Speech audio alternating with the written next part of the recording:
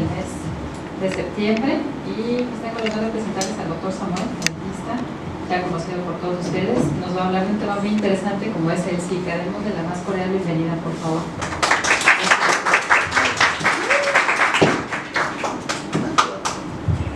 Gracias. Utilizaré un rato el micrófono para descansar un poco mi voz, que sea algo que descanse en este día tan ajetreado. Entonces, me gustaría comenzar recordándole, ahorita, gracias, o dándoles a conocer lo que hace la genética médica. La genética médica, sus principales aportaciones en la rama de la medicina, pues es estudiar el origen de las enfermedades, sin importar estrictamente que solo aquellas se deban a causas genéticas. También vemos enfermedades congénitas que pudieran deberse a situaciones infecciosas como el tema que vamos a centrarnos ahorita. Y un poquito de historia de la especialidad. Nace como una rama de la medicina interna en 1950. A lo largo de ir profundizando en el conocimiento de esta especialidad médica, pues se ve que tiene realmente una mayor implicación pediátrica, porque el 90% de los padecimientos son manifiestos antes de los 18 años, mayoritariamente congénitos. En México es una especialidad de entrada directa, en otros países es una subespecialidad de pediatría. Pros y contras: definitivamente valdría mucho la pena tener una buena base, o una buena embarrada por lo menos, de pediatría, y a la vez también tiene la suficiente complejidad para hacer una especialidad de entrada directa. Podemos colaborar en cualquier otra área de la medicina, prácticamente no hay un ejemplo que escape a esta regla. Y como dice también la subespecialidad en genética perinatal en perinato, pues en esos quehaceres pues hacemos lo mismo, solo que antes de que nazcan los niños y algunos temas de fertilidad. ¿Vale? Las enfermedades genéticas se deben a algún cambio en la información que controla nuestro cuerpo, pero definiéndolo así tan general, pues puede ser un cambio inmenso, que es sobre un cromosoma completo, mediano, síndrome de microdeleción, microduplicación, pequeño, ganancias o pérdidas génicas, muy pequeño, de lesiones o duplicaciones exónicas, mutaciones puntuales, cambios de nucleótidos o pequeñas inserciones o de lesiones, o incluso alteraciones de la expresión génica orquestadas por algo que es la epigenética, que a grandes rasgos pues es todo cambio del material genético distinto a la secuencia de los nucleótidos que la componen y que también puede generar enfermedad. ¿Sale? Qué bonito sería que este dibujo fuera como hacemos la genética realmente, poder sospechar algo puntual, poder ir a revisar la biblioteca completa buscando estos cambios. No es así, mayoritariamente no es así. Entonces, pues Zika, y otra vez dirigido, escogí el tema Zika secas, porque considero que actualmente Zika es una nueva enfermedad emergente de la que sabemos menos de lo que en realidad sabemos o creemos saber. Es una enfermedad de reciente descripción de sus alteraciones congénitas, es una enfermedad de reciente descripción de sus alteraciones sobre el sistema inmunológico. En fin, entonces, de esa misma incertidumbre que todavía rodea este tema, pues me di a la tarea de hacer una pequeña revisión, o bueno, una revisión constante de este tema, y que, con algo de suerte, con la profundización del conocimiento de este padecimiento, pues se podrán generar nuevas herramientas de medicina de salud pública, de diagnóstico presintomático, en fin, nuevas herramientas. Porque ese es el principal propósito de estudiar el origen de las enfermedades, poder identificar cuántos afectados son realmente. Una vez conociendo los afectados, pues que quienes lo deciden puedan ocuparse de encontrar curas, por lo menos tratamientos. ¿Vale? Entonces, un poquito de epidemiología. En realidad, este virus se reconoce desde 1947 en Uganda y era exclusivo de unos primates que eran los monos rhesus de esa región. Pero a lo largo de ese 1947 a 2000 empiezan a identificarse las primeras infecciones en humanos. Importante para la historia, en realidad hay varios brotes epidemiológicos del virus Zika, pero el que toma mayor relevancia es el brote que ocurre en Brasil, mayo de 2015, en donde llega a nuestro continente y se nota una coincidencia de tiempo y lugar entre casos de mujeres que durante el embarazo se enfermaban de Zika y un incremento de 20 veces microcefalia congénita. Entonces, inicialmente solo era una asociación de tiempo y lugar, posteriormente en 2016 se fueron haciendo las primeras descripciones histopatológicas que definitivamente lo marcaban como un agente recientemente descrito disruptivo cerebral. Entonces, una línea del tiempo más o menos de todo lo que les he ido contando, los diferentes brotes que han surgido, que en 2015 llega al continente, que en 2016 empiezan las primeras evidencias de que verdaderamente la infección congénita, o más bien la infección o la prima infección durante el embarazo y la transmisión vertical de virus Zika ocasionaba una secuencia disruptiva cerebral en los fetos afectados.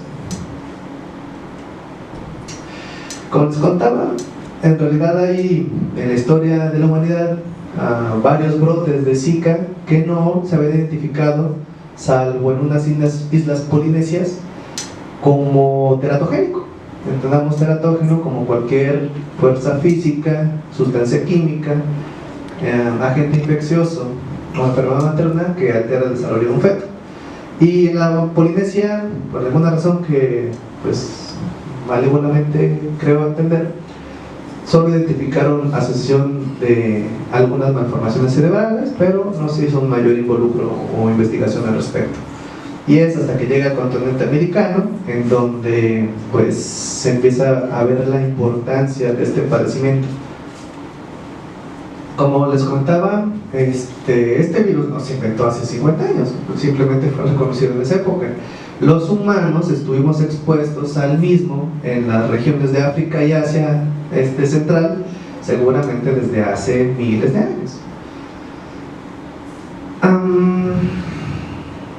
Este mapa marca en colores las regiones con mayor alta de nuevos casos y particularmente pues nuestro continente actualmente es de los más afectados. Todo México y obviamente Chiapas es una región endémica del mosco transmisor y entonces ahora de Zika.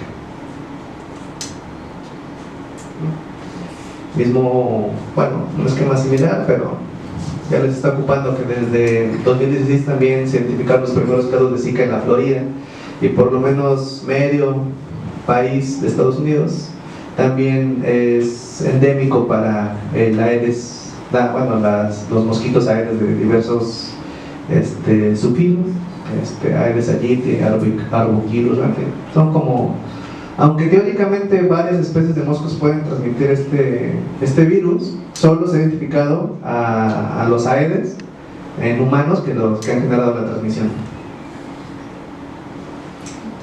Nunca pude olvidar o superar el símbolo de la Copa de Brasil como Benito Juárez tapándose el rostro. ¿Alcanzan a verme?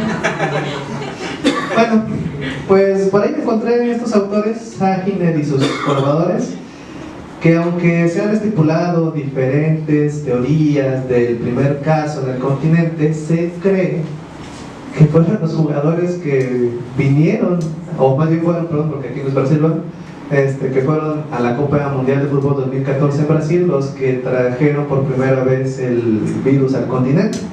Entonces, una de las delicias más que el fútbol nos puede ocasionar. Gracias, juega bonito, ¿no?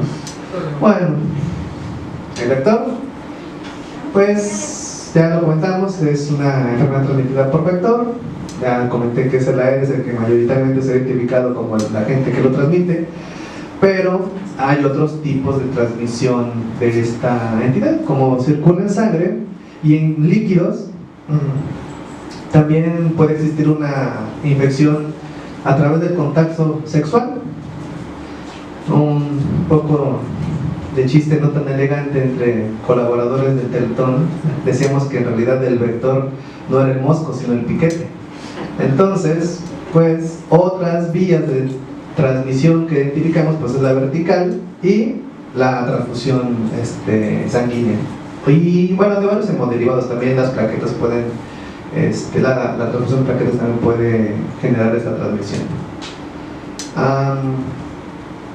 Estrictamente o aparentemente el virus solo afecta a homínidos, diversas especies, pero pues podemos tener ciclo salvaje con los monos en su hábitat donde fue identificado, pero ahora tenemos un ciclo citadino en el que desgraciadamente tras la falta de concientización o de comprensión por parte de la sociedad de que necesitamos mejorar nuestra salud pública, en cuanto a no tener los encharcamientos de agua donde se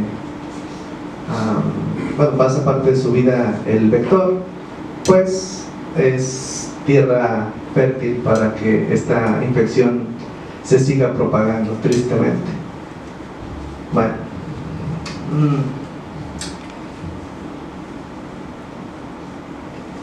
las características del virus lo hacen muy particular y muy similar entre virus de su misma especie. Pertenece al grupo de los virus Flaviviridae, que a grandes rasgos se caracterizan por ser, o más bien contener en el virión, una sola cadena de RNA codificante. Esto le genera una ventaja evolutiva porque literalmente cuando infecta la célula receptora puede, sin ningún proceso previo, iniciar la traducción de su mensaje y empezar a regular o controlar o secuestrar la replicación celular y la traducción celular para clonarse muchísimas veces, miles de veces, antes de volver a ser liberado y continuar con la viremia. Aproximadamente tiene 11.000 nucleótidos y su cadena de RNA contiene 12 genes y 2 regiones no traducidas. De los 12 genes, 2 son genes no codificantes, pero tienen una función biológica. Y los otros 10 genes sí se traducen a una proteína. 3 de estos son las proteínas estructurales de su cápside, que es un eicosaedro perfecto y compacto, que de hecho eso se supone que lo hace todavía más virulento. Y 7 de sus proteínas tienen que ver con el control, secuestro, inhibición de diversas vías del ciclo celular con el objetivo de poder replicarse con éxito. Entonces, la verdad es que no encontré un esquema que fuera perfecto, puse varios. Pero a grandes rasgos, el extremo 5', el extremo 3', como cualquier otra cadena de RNA, 2 regiones que nunca se traducen pero que tienen actividad biológica. En colorcitos, pues los genes que codifican para proteína. Y estas estructuras en forma de piercings son en realidad genes de RNA que regulan o controlan de 2 vías distintas la replicación y la traducción de su propio genoma que llevan, ¿sale? Entonces, a grandes rasgos, estamos viendo la membrana del retículo endoplásmico rugoso, particularmente las proteínas que van a formar la cápside, gran parte del tiempo antes de ser ensamblados, pues pasan con una alta relación en el retículo endoplásmico rugoso, y el resto de proteínas no estructurales se unen al retículo endoplásmico rugoso de la célula que infecta para poder modificar la transcripción de la célula que está infectada para replicarse a sí misma. Entonces, más o menos lo que les comentaba, una estructura eicosaédrica en azul, verde y pues te parece verde y mostaza o amarillo. La verdad es que 1 de cada 5 hombres somos daltónicos sin saberlo. Y pues naranja representa a las proteínas estructurales, que ya quedamos que solo son 3 de los 10 genes que codifican para proteínas, y que el resto pues se utiliza para secuestrar a la célula. ¿Cómo la secuestra? Bueno, antes el proceso de infección es a través de una endocitosis favorecida, por hasta 5 receptores transmembrana distintos. Entonces eso todavía lo hace más difícil encontrar medidas adecuadas para evitar la endocitosis del virus, porque si fuera solo un receptor como el virus de la resiliencia humana, sería más factible que muchos de nosotros, por evolución, fuéramos inmunes a la infección, pero como son 5 receptores distintos, necesitaríamos ser mutantes, pero en este caso esta mutación si fuera benéfica para evitar que nos infectáramos, pero de 5 genes distintos. Entonces el azar seguro va a hacer que muy poquitos de la población general seamos inmunes a este tipo de infección, ¿sabes? Una lista desglosada de qué hace cada uno de los genes del virus del Zika. Y aquí lo más importante de este esquema resumido es que esta proteína inhibe la acción de esta proteína celular normal, que es la proteína STAT2, porque la manda a una degradación acelerada. STAT2 en realidad tiene que ver con la transcripción de otros genes, particularmente de interferones, que regulan la respuesta inmunológica celular. Entonces es una forma en la que no solo el virus ha infectado, sino que también controla no sea reconocido como célula infectada por mayor tiempo, y entonces le dé chance de poder hacer miles de billones y seguir en el proceso de infección. Obviamente esto es más complejo de lo que se los cuento. Hay diversas vías de replicación, traducción, transcripción que están siendo secuestradas por los genes que han infectado a la célula hospedera, ¿saben? Entonces, bueno, aquí tengo un hueco de conocimiento que no logré resolver antes de llegar aquí. Estrictamente hay 41 linajes de virus Zika, eso lo entiendo, son 41 linajes porque se han identificado 41 tipos distintos de Zika si consideramos las secuencias de sus nucleótidos. Por eso son 41 linajes. Y estrictamente 2 ancestrías, una asiática y una africana, y que particularmente la asiática es la que mutó y llegó a América. Es la que estamos viendo en nuestros casos. Eso también lo entiendo. Lo que no entiendo es que estrictamente solo hay un serotipo de virus Zika. Entonces, en teoría, la OMS y Lancet dicen que la primoinfección de momento basta y genera una inmunidad de por vida para cualquier persona que se haya infectado. Eso dice ahorita, pero no hay nada más constante que el cambio, y lo que es cierto hoy en medicina no lo va a ser cierto mañana, pero bueno, eso dice la OMS, y bueno, no sé la OMS,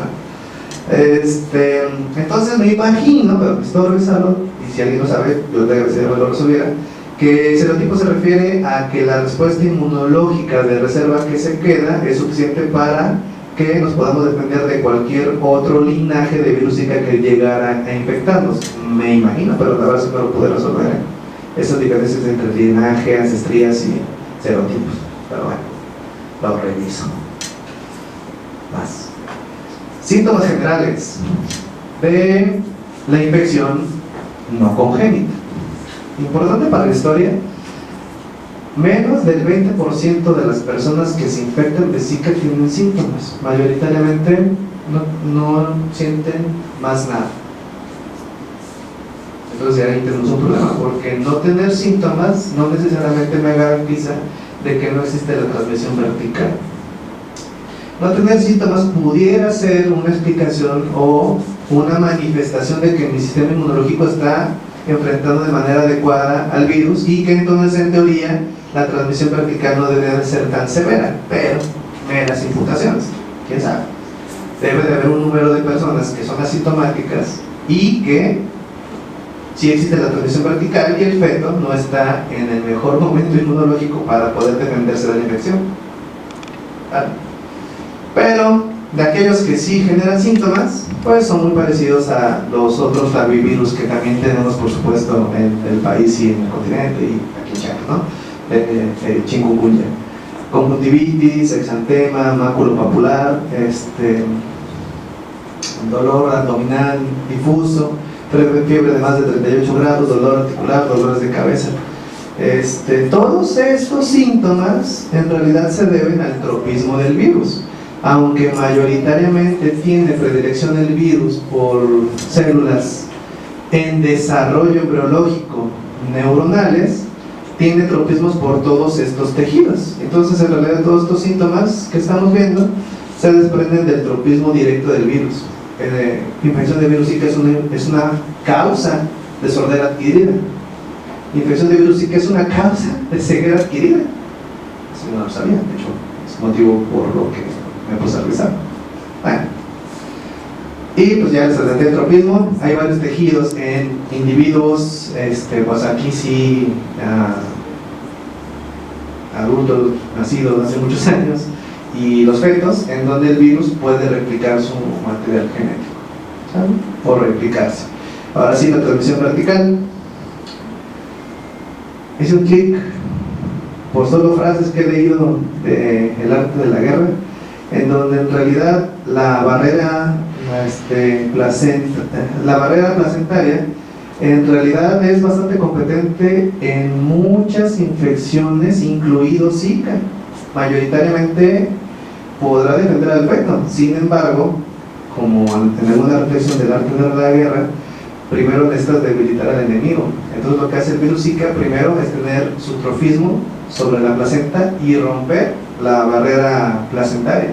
Entonces, para complicarlo todavía más, no solo Zika puede pasar por transmisión vertical, sino otras infecciones u otros agentes que modifican el cuadro fenotípico. Y que eso, la verdad, se me acaba de ocurrir, no lo había aterrizado hasta ahorita. Pero tiene lógica.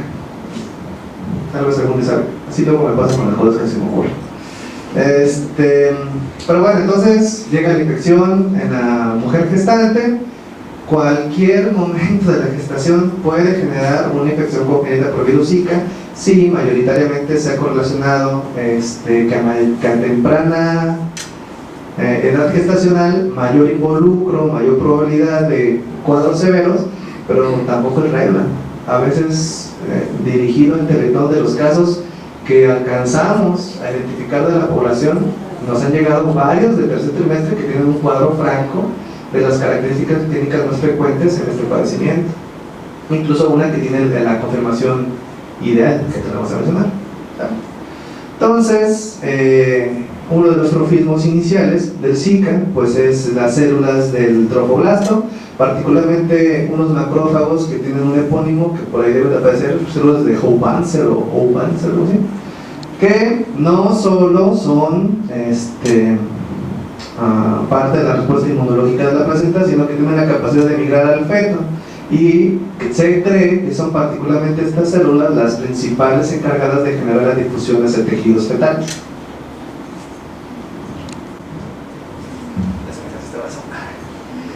Que solo infecta homínidos, simios o, bueno, ¿no? El Zika. Entonces, ¿cómo lo hacen para generar modelos de ratón? Porque naturalmente no los infecta.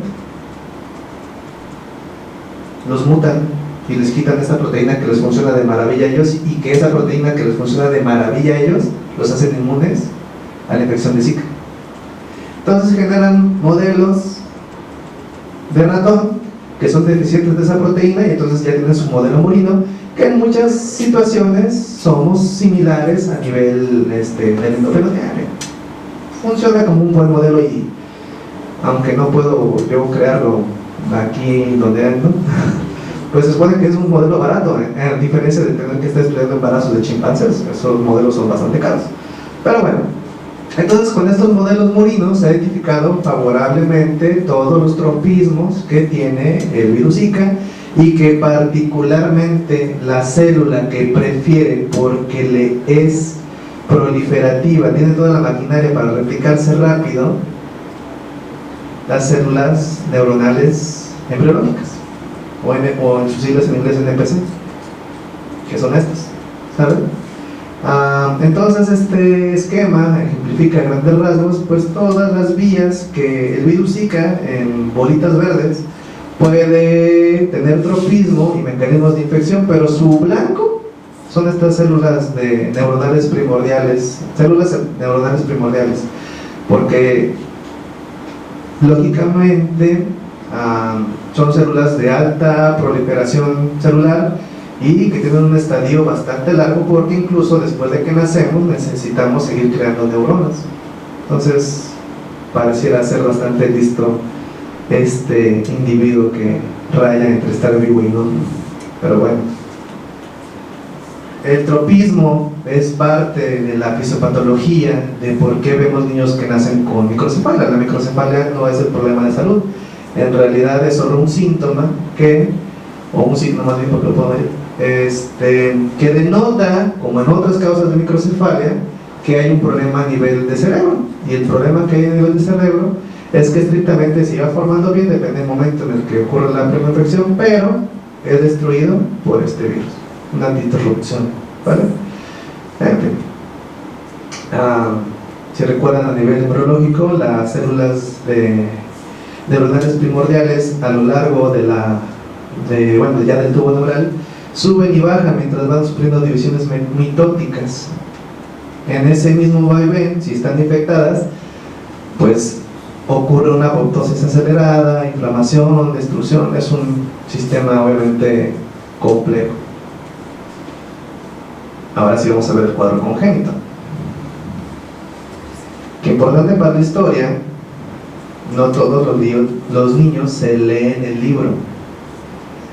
Me gusta así definirlo porque no esperen ver niños siempre que tengan infección congénita por Zika y que tengan todas estas características. Hay combinación de todas estas características y que me deberían de seguir haciendo sospechoso la causa fuera Zika. Como grupo o como abordaje de microcefalia en general, ya sabemos en genética que el 40%, aunque yo estudie todas las causas identificables, no voy a encontrar, tristemente. Que aproximadamente el 18% corresponde a causas perimetales de asfixia, que aproximadamente el 7% de enfermedades cromosómicas, más o menos el 7-8% de enfermedades génicas y un 5% una causa teratogénica. Aquí va adentro. Entonces, lo que quiero transmitirles es que sí, estas son mayoritariamente las alteraciones más descritas en infección congénita por virus Zika, pero no es necesario que tengan todas para yo decir, podría ser Zika. Pueden tener la combinación de varias, ¿vale? Y y mayoritariamente traigo varias imágenes pero quiero que nos centremos en el panorama general de todo lo que puede ser. Tiene particular involucro del sistema nervioso central, lógicamente, oftalmológico, audiológico y musculoesquelético. Y entonces, la particularidad de la microcefalia en los pacientes que tienen microcefalia, porque no todos la desarrollan, es que suele ser una microcefalia que rebasa 4 desviaciones estándar hacia abajo. Son microcefalias severas, que vemos de 4 desviaciones estándar de nacimiento, de 5 desviaciones estándar por debajo al primer mes, de 6 desviaciones estándar a los primeros 2 meses. Es una franca microcefalia muy severa. Y que esa microcefalia, con un macizo facial relativamente bien formado, genera un contraste o una desproporción craneofacial pseudo característica, que también la vamos a ver, y que otra vez no necesariamente todos van a tener. En ese mismo espectro completo de este niño que sí se leyó el libro, pueden tener una descripción clínica que se llama cutis girata, que yo que tengo un Sharpei que amo mucho, pues se les parece mucho el cuero cabelludo a las arrugas que se le hacen a los perros Sharpei, muy parecido, ¿sale? Lo que digo, las referencias que yo chequé me sorprendió que fuera tan bajo. No hemos visto un niño en quien tengamos el diagnóstico confirmado o sospechado de Zika que no tenga hipertonía, y una hipertonía severa, y una hipertonía que les duele, no toleran, con extraños se acercan porque saben que lo van a mover, lloran inconsolablemente. Crisis convulsivas, lo de la irritabilidad va un poquito de la mano. Disfagia, tuve el privilegio de estar en una conferencia magistral el año pasado con una de las primeras doctoras que en Brasil describieron este grupo de pacientes, y que por lógica, como Brasil fue el punto en el que llegó al continente y se fue dispersando, pues tienen la población de niños diagnosticados más grande y más viejos. Estamos hablando que si fue en mayo 2015 los primeros empezaron a reconocer a finales de 2015, pues son niños que rondan entre los 2 años y medio, 3 años y medio, y de viva voz nos dijo, mayoritariamente no pueden deglutir bien, mayoritariamente casi tirándole a todos, tienen problemas de deglución. Alteraciones oftalmológicas variadas, desde alteraciones de la pigmentación de la retina, de la mácula, alteraciones vasculares, microoftalmos, muy amplio el espectro en este involucro oftalmológico. Las alteraciones osteomusculares también son importantes, aunque, detalle para la historia importante, si se fijan, no son alteraciones específicas de Zika, en realidad están presentes en muchas otras enfermedades, en muchas otras.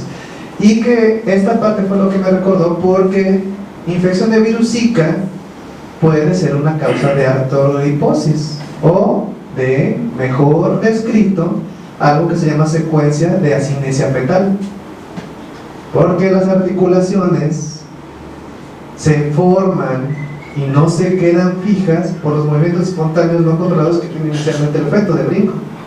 Pero si algo intrínseco o extrínseco evita que se mueva, se fija. Y ese es el diagnóstico de artroliposis. Artroliposis tiene muchas causas, mayoritariamente esporádica, pero hay enfermedades intrínsecas a nivel del sistema nervioso central, a nivel muscular, a nivel periférico, que también lo causan. Esa es otra historia. Y alteraciones audiológicas, como te comentaba, es frecuente que tengan dentro de las alteraciones oftalmológicas ceguera y dentro de las alteraciones audiológicas hipoacusia. ¿Vamos a ver aquí? Súper. Entonces, en esta revisión del campo, que otra vez son autores brasileños y que tienen el mayor número de casos identificados y publicados y descritos, pues vieron que no todas las mamás tenían los antecedentes de los síntomas clásicos, a pesar de que se habían tenido síntomas. Otra vez, las mamás mayoritariamente tampoco se entendieron. Las alteraciones más frecuentes fueran que tuvieran un síntoma o más, perdón, más de un síntoma, eso fue lo más frecuente, pero era la combinación de cualquiera de estos. Y el síntoma que por sí solo era el más prevalente, pues era el rash maculopapular, y pues bueno, en realidad ese era el más frecuente. Y otras alteraciones, otras pruebas que les hicieron, y me estoy adelantando un poquito, pero entendamos que Zika pues solo es otra integrante más de la O de Torch, y ya. Hay propuestas de querer cambiarle Torch a Torch con Z, que pues sobra, porque cuando lo diseñaron fueron muy inteligentes y le pusieron la O de otros, ¿no? Entonces esos otros ya son como 60 y tantos, y Zika va en ese cajón del SAT. Las características craneofaciales, pues otra vez la microcefalia. En casos identificados por la prueba Gold Standard, siguen existiendo niños que no tienen microcefalia sin importar la edad gestacional en la que se infectó la mamá. No es el 100%, pero sí hay una correlación de que a mayor, etapa gestacional temprana, primer trimestre, mayor probabilidad de que se desarrolle la microcefalia. Eso sí es cierto, ¿sabe? Entonces, pues todos estos niños tienen una infección congénita por virus Zika. Todos estos niños, en este ejemplo, tienen una microcefalia, pero es una microcefalia peculiar, en donde la desproporción craneofacial es demasiado evidente, casi que en varios de ellos pareciera que tienen proptosis, que los ojos son grandes, pero no. Lo que pasa es que el cráneo es demasiado pequeño para que tú puedas hacer una referencia anatómica. Bueno, me gusta más esta imagen, porque aquí queda bien claro lo que les comentaba. Este exceso de piel puede ser cada vez menos evidente conforme va creciendo, pero en realidad la microcefalia es constante. Y no es que no sé si definir que va empeorando, sino que más bien como no va creciendo, pues se va haciendo más y más evidente la desproporción cráneo-facial, o más bien cráneo-corporal, porque el resto va creciendo apropiadamente, tiene peso y talla bajo por la disfagia. Y retraso de crecimiento intrauterino por ese efecto disruptivo teratogénico de ciclo.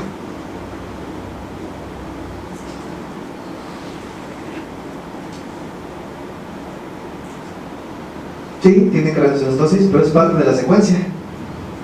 Porque si los huesos están lo suficientemente juntos, se fusionan antes de que nazcan.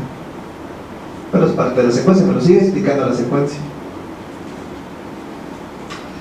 Dentro de las muchas alteraciones neurológicas, y que otra vez no es característico, pues que presentan alteraciones de calcificaciones parenquimatosas, alteraciones corticales como la cefalia paquigiria, otro tipo de especies corticales, hidrocefalia, alteraciones de la mielinización, en fin, es muy amplio las alteraciones que puedes identificar por resonancia magnética cerebral, que de hecho estos autores se las hacían al nacimiento, ¿no? Lo que querían era publicar un fenotipo completo, ¿verdad? Pero pues qué útil conocer y estudiar la causa de una enfermedad. Bueno, entonces pues todas estas son alteraciones que podemos ver por resonancia magnética, sí, a diferentes edades, pero que siguen siendo parte del involucro por el tropismo de Zika sobre el sistema nervioso central. Muchas. Oftalmológicas, alteraciones retinianas, particularmente alteraciones macropapulares. Mi compañero en el Teletón, nuestro médico pediatra, muy emocionado, él me llegó creyendo que había encontrado la panacea, y que probablemente en ese momento fue la panacea en los oftalmólogos pediatras, de que me decía que todos tenían alteración macular de características pigmentarias.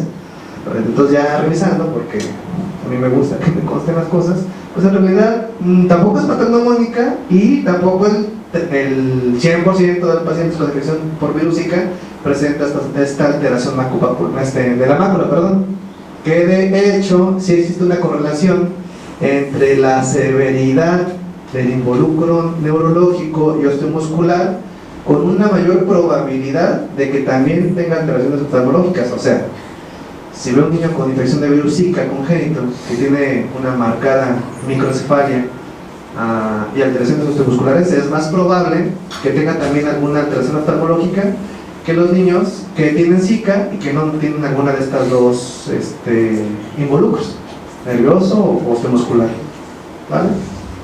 Pero obviamente también hay los casos en los que pueden tener alteración oftalmológica sin alguna alteración evidente a la exploración física, craneofacial o neurológica, ¿vale? Bien, pues el espectro de alteraciones que puede ver el fondo de ojo también es amplio en este padecimiento. Vean 8 de la mácula, con las alteraciones de la pigmentación y la revascularización. Alteraciones musculoesqueléticas, un poquito de la mano de lo que les contaba, de que causan contracturas congénitas. Noten esta mano que presenta camptodactilia, la imposibilidad de extender por completo los dedos, y un pulgar adulto. Noten este pulgar secuestrado y esta manita que sinceramente recuerda mucho a la mano de la trisomía 18, pero pues no es así. Estos surcos palmares profundos, el pie equinovaro que puede presentar, puede tener también displasia de cadera, que les duele bastante. Y ya centrándonos de esta misma revisión, cuáles son las características más frecuentes del grupo más grande de pacientes identificados por la forma objetiva de la prueba Gold Standard, las que pueden presentar, y el que le gana son las características craniofaciales. Entonces, si me aprendo bien el fenotipo facial, puedo sospecharlo en un buen número de pacientes, porque mayoritariamente lo van a tener. Y dentro de esas alteraciones craniofaciales, de las que más se marcan presentes en ellos, es un occipital que tiene precisamente esto de la cutis girata, ¿sale? Eso es algo muy característico de algo que les adelanto, se llama secuencia de disrupción cerebral, ¿vale? Un estrechamiento bilateral de la frente, que también pareciera ser bastante prevalente en este grupo de niños, y de otras alteraciones. Yo lo que tenía que dar. Lo que les comentaba de la hipertonía y de la irritabilidad, miren, la hipertonía hasta el 74%, a mí se me hace valiente, porque otra vez, digo, solo tenemos 12 casos en Teletón, pero los 12 tienen una hipertonía muy severa. La irritabilidad, pues, digamos que la mitad, un poquito más, de nuestra experiencia. Y otra vez, las alteraciones más frecuentemente asociadas por imagen cerebral, pues son las calcificaciones, las alteraciones corticales y la dilatación ventricular, ¿vale?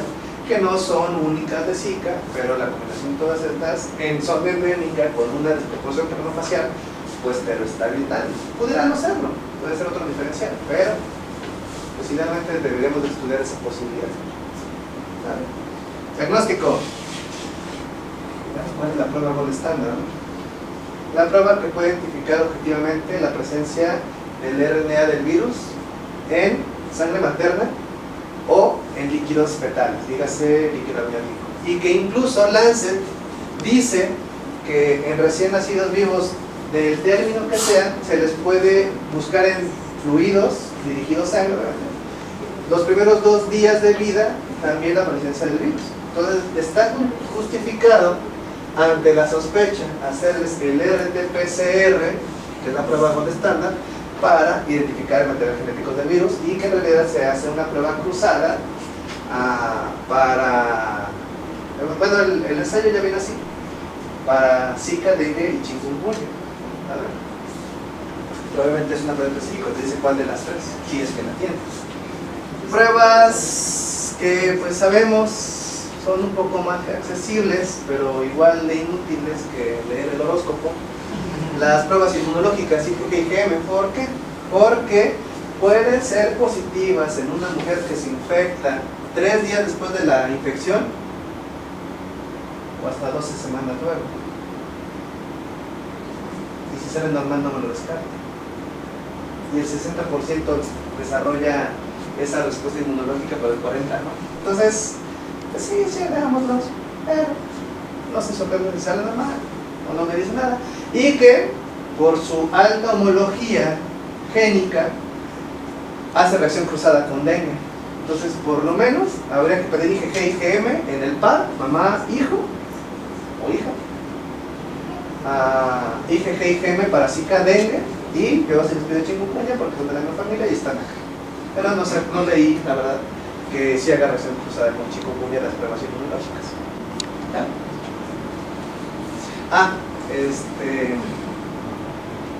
Cuesta, sí, el RT-PCR, pues lo tiene, no me hace impreso la verdad, pero también el INDRE lo tiene. Entonces, haciendo el protocolo de manera adecuada y de flojera, y rogándole al santo que prefieran que nos van a dar un resultado, pues sí valdría la pena hacer el esfuerzo, porque el existencialismo es un humanismo,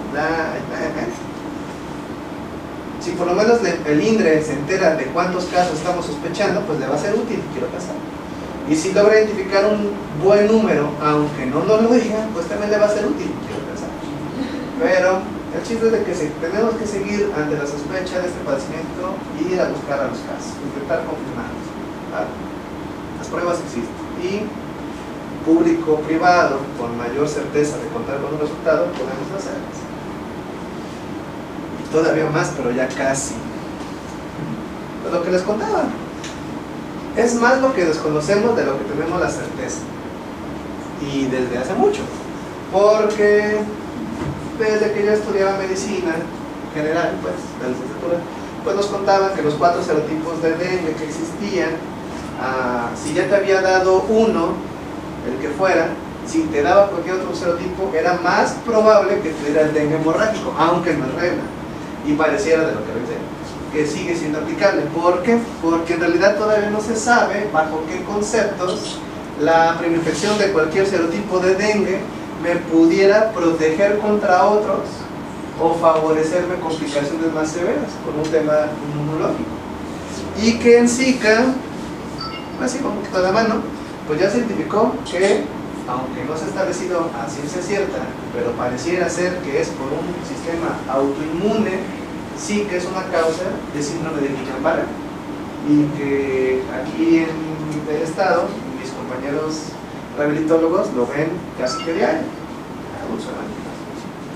y también puede ser en niños. Entonces, no sé cuántos me tienen. Quisiera cerrar con esta propuesta diagnóstica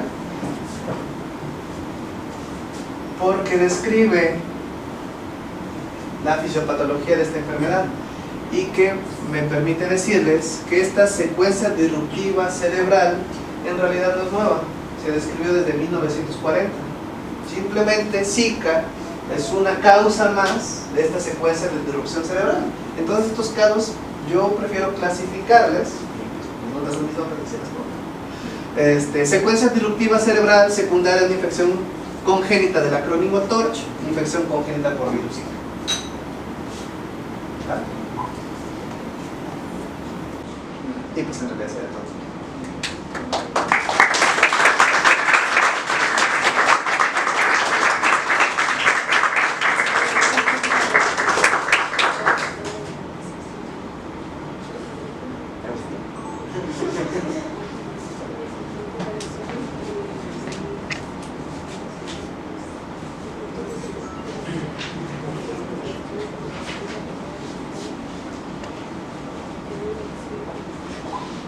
Agradecemos la excelente ponencia del Dr. Samuel y le otorgamos un presente reconocimiento por su participación con nosotros.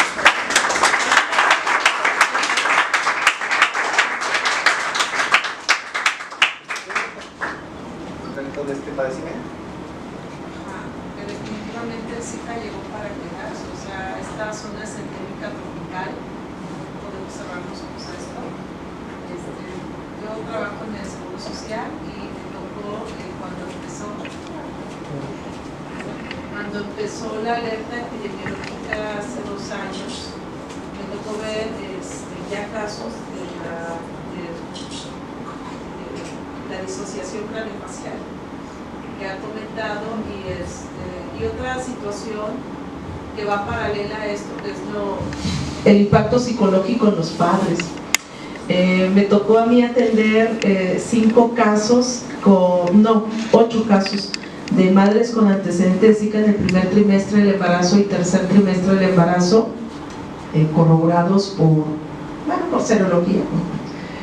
Y de estos casos 6 tenían la disociación microcefalia. Ya por protocolo se envió la alerta de que todos debían de tener valoración por audiología y valoración oftalmológica, pero en uno de esos casos que tenía alteraciones musculares también, me llamó la atención el desdén con el cual la madre trataba a su hija. De hecho, le negaba la lactancia materna y se veía a leguas que ya no la quería. De los 8 casos que me tocó ver, ella me llamó la atención, y otro caso más que sí había ese rechazo hacia el producto. No sé si ustedes que tienen de evaluación psicológica han notado algo de esto en sus 12 casos. Sí, está.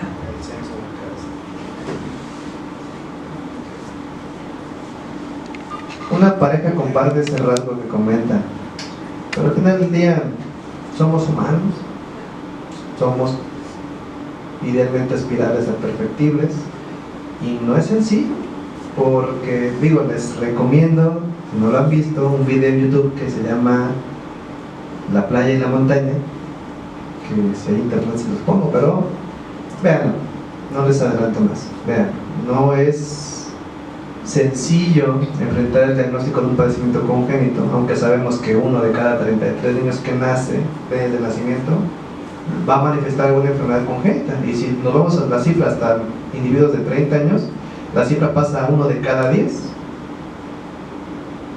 Entonces las enfermedades congénitas no son tan raras, ¿no? Entonces El verdadero milagro de la vida, lo digo cada vez que puedo, el verdadero milagro de la vida es nacer vivo, sano, durar un rato así, y pasa todos los días. Mayoritariamente pasa todos los días. Y todos los días no pasa. ¿Vale? Entonces, pues sí. ¿Ah, sí, doctora Mota?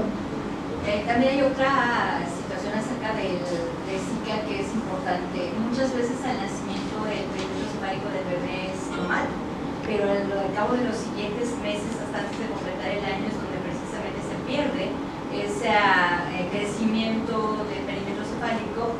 Empieza a volverse ya más evidente la desproporción craneofacial, y es cuando entonces a veces tardíamente que vemos que el paciente también tiene retraso motor, está espástico, como bien lo mencionaba, o tiene alteraciones oftalmológicas que ya son muy evidentes o audiológicas que son muy evidentes, es cuando entonces se sospecha desgraciadamente de la secuencia por Zika. Esto complica la situación porque pues es un niño con meses perdidos realmente. Entonces es importantísimo que los chicos, sobre todo muchos chicos jóvenes por acá, y que bueno, muchas gracias por haber venido, que no se queden con la idea de que siempre van a encontrar un perímetro cefálico pequeño al nacimiento de los niños con Zika. Por eso es importantísima la evaluación de mes con mes del neurodesarrollo del bebé. Y como bien decía el doctor, pues muchas veces la mamá no tiene ni siquiera un cuadro banal febril como para relacionarlo con que tuvo Zika. Gracias. La OMS dice que la microcefalia es identificable por ultrasonido prenatal desde la semana 18. Y de los 12 casos que hemos visto, ninguno.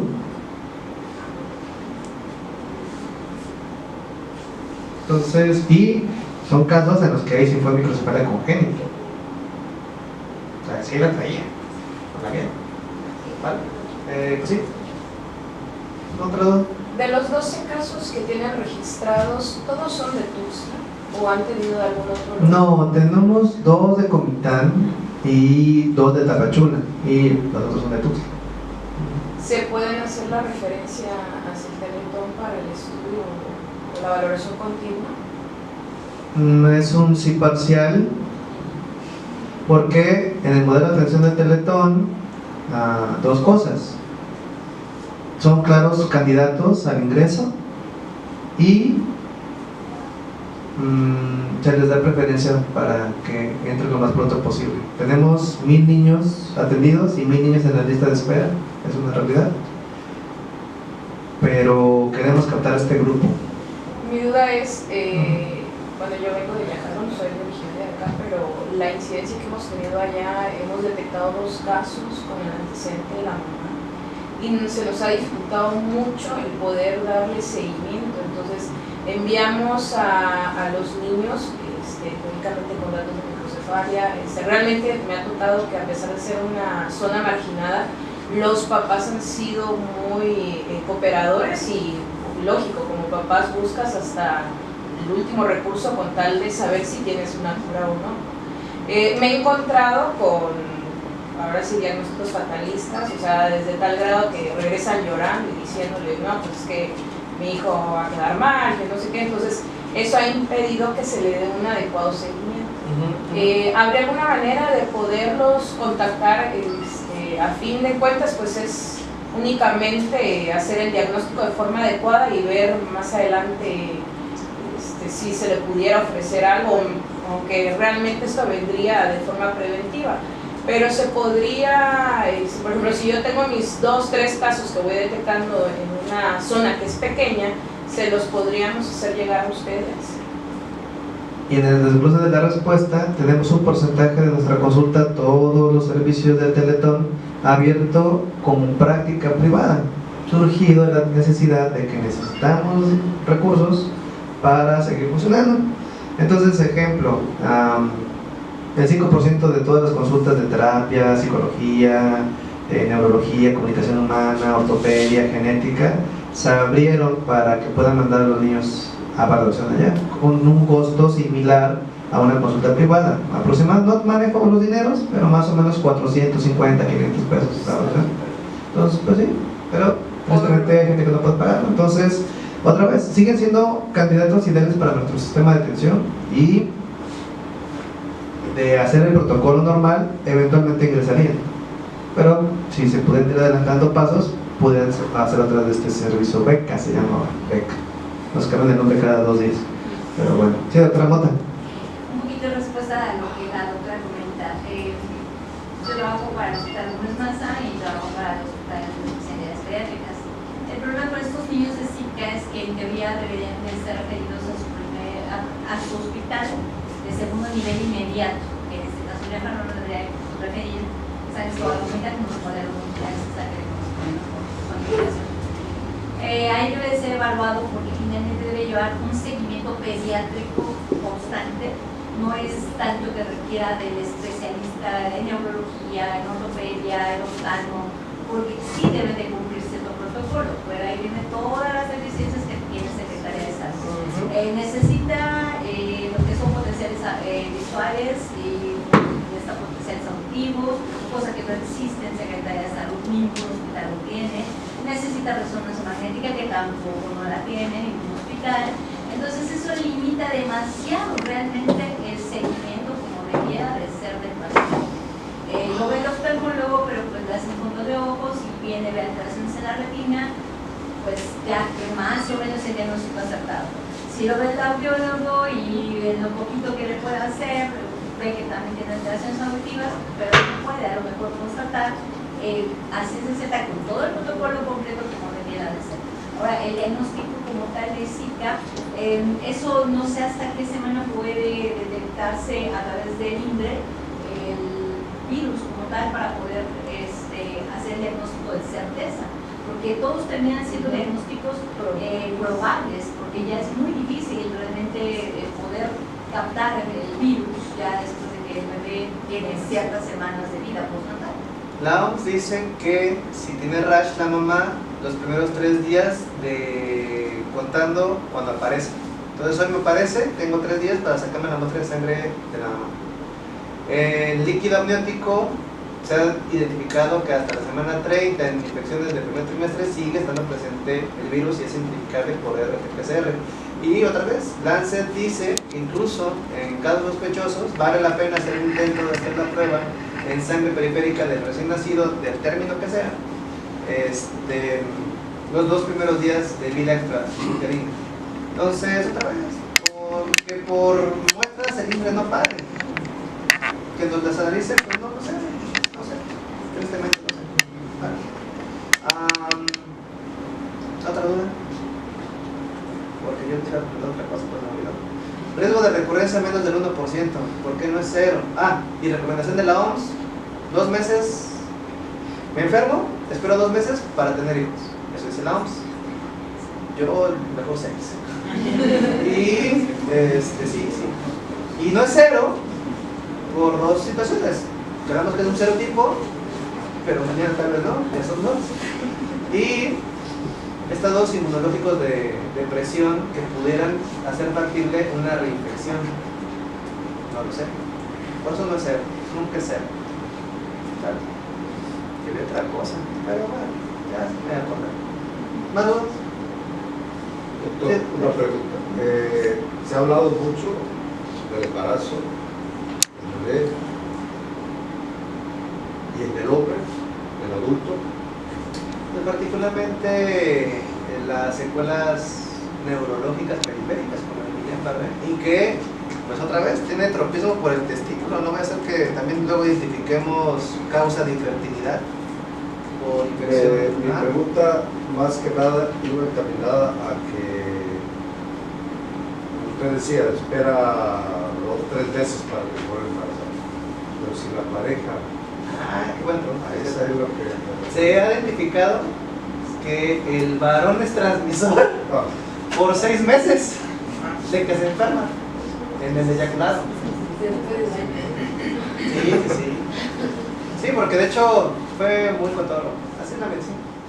Que la descripción de la transmisión